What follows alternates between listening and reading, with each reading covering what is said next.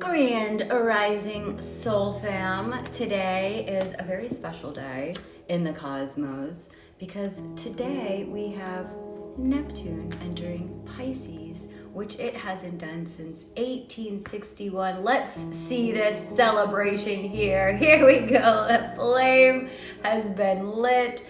The goddess squad is here. Loving this vibe. So here we go.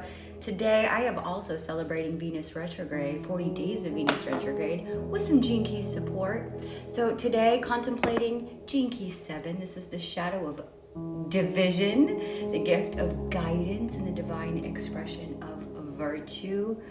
So every day I've been coming on and I've been going through the Gene Keys because time's an illusion, y'all. So what I'm actually doing is I'm placing all of these resources in there.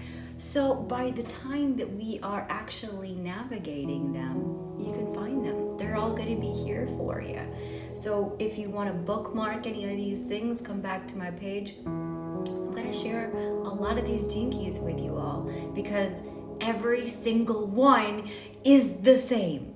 Although very different, it's also the same divine frequency of unity, of the mighty I am in its reclamation. And today with Neptune in Pisces, this is what we're doing. We're reclaiming our magic. We're stepping into the warrior-esque embodiment that it's not just I think of this story that I've been told a million times and I buy into this story. No. We retell our own story in our entire universe shift as our perspective of our stories shift.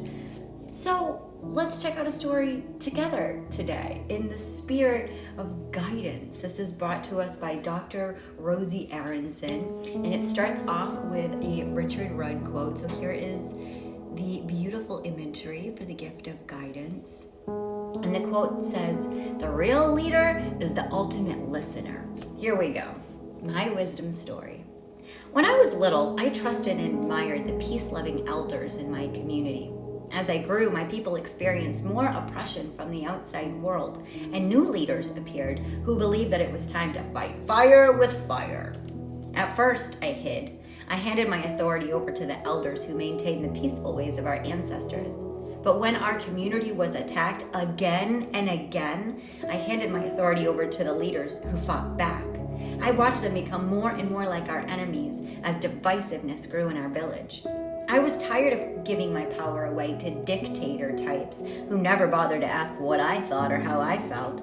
I was tired of waiting for others to get it right. So I stepped forward as a leader and fought for my people and for justice everywhere.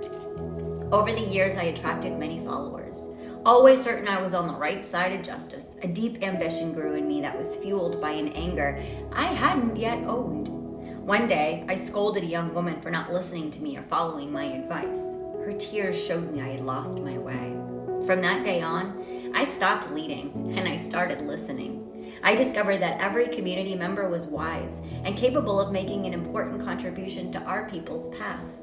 Today, I'm no longer fueled by a fear of oppression or the desire for external recognition. I don't need everyone to understand the way I lead or why I do what I do.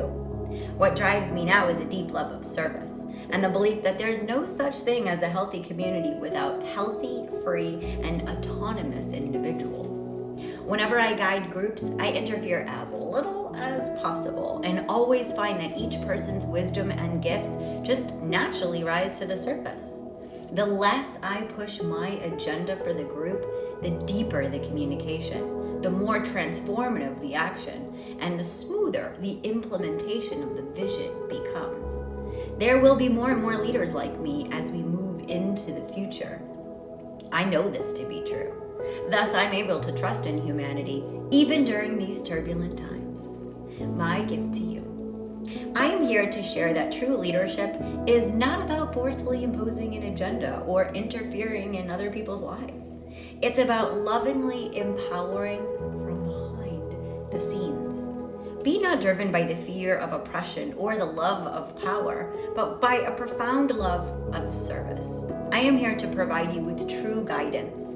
I come to recognize the wise, free leader in you and to help you trust in your own direction. I am listening. So questions for contemplation, maybe you check these out, you save these, you bring out a journal and your pen, maybe you just place a hand on over your heart and see what comes up in the moment.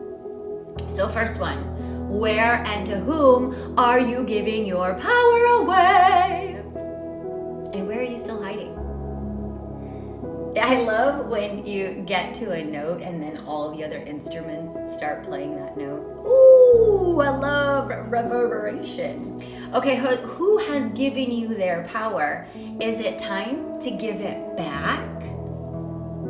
And are there areas in your life where you're pushing your agenda? Are you willing to listen more deeply to the needs of others? How is it that you would most love to serve the world today?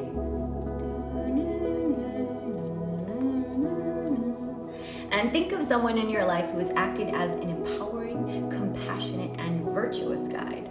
What were the qualities you loved most about this person? And pick one to intentionally integrate into your way of being, listening, and doing today.